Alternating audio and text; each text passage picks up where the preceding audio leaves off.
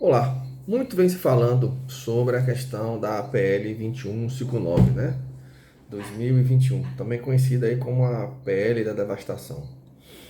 O que você vai entender? Será que realmente é isso tudo que estão falando? Realmente é uma lei para a devastação? Já foi feito vídeos anteriores, mas eu acredito que fazer essa revisão, né? Esse relembramento aí é bem importante. Então, primeiramente, PL 2159. Então, ela foi dada entrada no ano de 2021. Por qual partido? Partido dos Trabalhadores, o PT, né? Em nome do deputado federal Luciano Zica, do PT de São Paulo. Isso fica muito claro, no caso, qual foi o partido e qual foi o deputado que adentrou com essa proposta. Então, o que acontece? Assunto meio ambiente. O que é que essa ementa coloca? Ela dispõe sobre o licenciamento ambiental, regulamenta o inciso 4, né? E aí, da primeira, do artigo 255, né, da Constituição Federal, e altera as leis 9.605, de 12 de fevereiro de 98, e 9.985, de 18 de julho de 2020, revoga o dispositivo da Lei 7.661, de 16 de maio de 1988, e dá providências. Então, como é que poderia se explicar essa ementa? Ela estabelece normas gerais para o licenciamento de atividade e empreendimento utilizador de recursos ambientais, efetiva ou potencialmente poluidor, ou ainda mais, capaz de causar degradação ambiental. Então, durante esses últimos anos, as classificações federais, né, dos tipos de licenciamento ambiental estabelecidas no Decreto Federal 99.274 de 90 e na Resolução CONAMA 237/97, bem conhecida, né, têm sido amplamente aderidas pelos estados e pelos municípios, com poucas exceções, enquanto simultaneamente se busca preservar a autonomia administrativa política dessas entidades, né? Então, diante desse cenário, surge a indagação sobre sobre os reais benefícios, né, que advêm da implementação de uma legislação nacional unificadora nessa matéria. Daí, a essa heterogeneidade das legislações e regulamentações em esferas estaduais e municipais são a maneira de lidar com as peculiaridades administrativas em cada região, cada localidade, que tem suas especificidades, evidentemente. Porém, essa heterogeneidade pode acarretar, e algumas vezes realmente acarreta, divergências e lacunas no tratamento das questões ambientais. Então, daí, essa proposta, pelo menos leva a crer, que traz o quê? Uma lei nacional unificadora, centralizadora, evidentemente, para suprimir o quê? Essas disparidades e estabelecer diretrizes uniformes para o licenciamento ambiental em todo o território nacional, de modo a evitar contradições, aprimorar a eficiência e a celeridade dos processos de licenciamento. Então, as licenças LP, LI e LO, conforme é defendido, não seriam alteradas. Então, nós teríamos o que? Basicamente, para a grande maioria dos licenciamentos, a licença por adesão e compromisso, a LAC.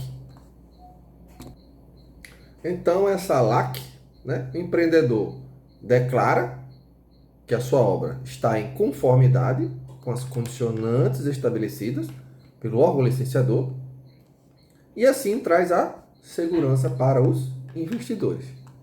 Então, lembre-se, o empreendedor ele declara porque sua obra está em conformidade. Então, só uma parte aí é que vai ter esse procedimento de declarar conformidade.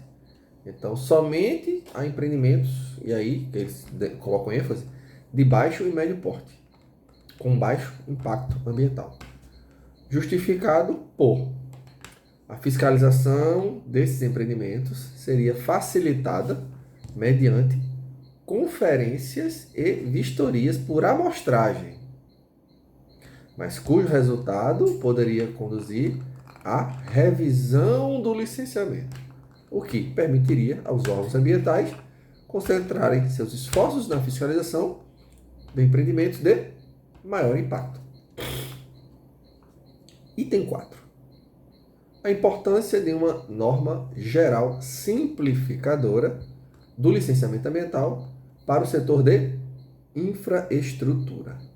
Então, as dificuldades burocráticas acima indicadas prejudicam o caminho do progresso do setor de infraestrutura, cujas obras não devem ser vistas meramente como empreendimentos maléficos ao meio ambiente. Elas possibilitam geração de emprego, crescimento econômico e oferecimento de serviços públicos de maior qualidade para a população. Os efeitos das obras de infraestrutura não têm como seu foco principal servir aos interesses de um agente privado. Elas vão além e atingem a sociedade como um todo. Por isso, demandam atenção especial dos poderes públicos e privados. Nesse sentido, diferentes instâncias têm de cooperar para a emissão das licenças ambientais.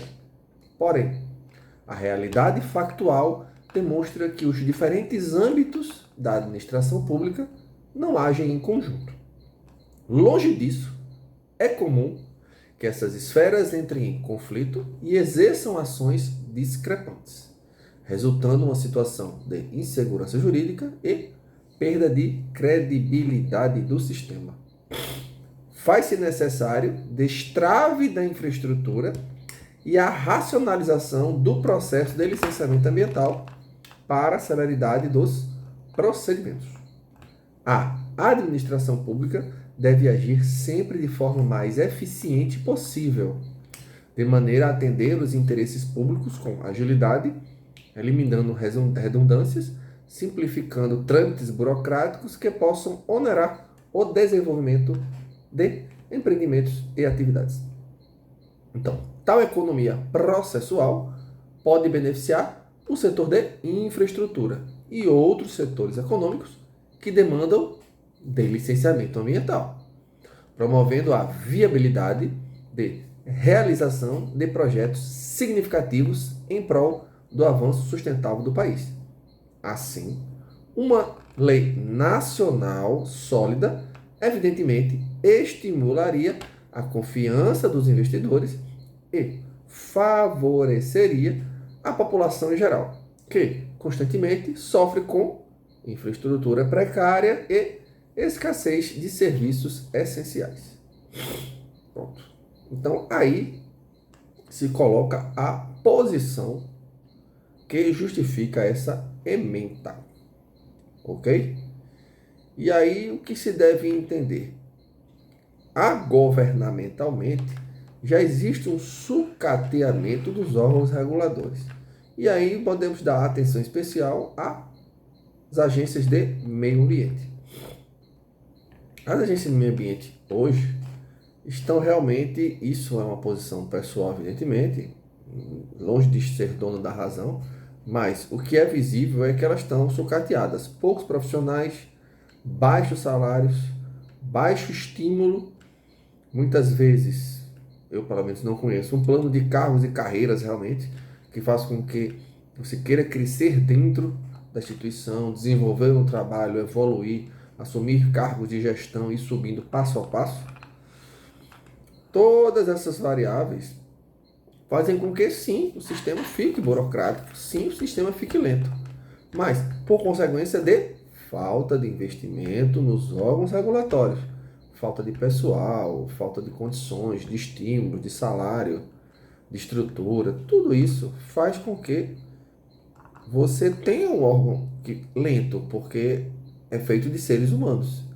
E com poucos seres humanos desestimulados e com pouco recurso, evidentemente os processos não vão andar conforme a própria lei exige que tenha-se um tempo limite para que esse processo seja devidamente concluído.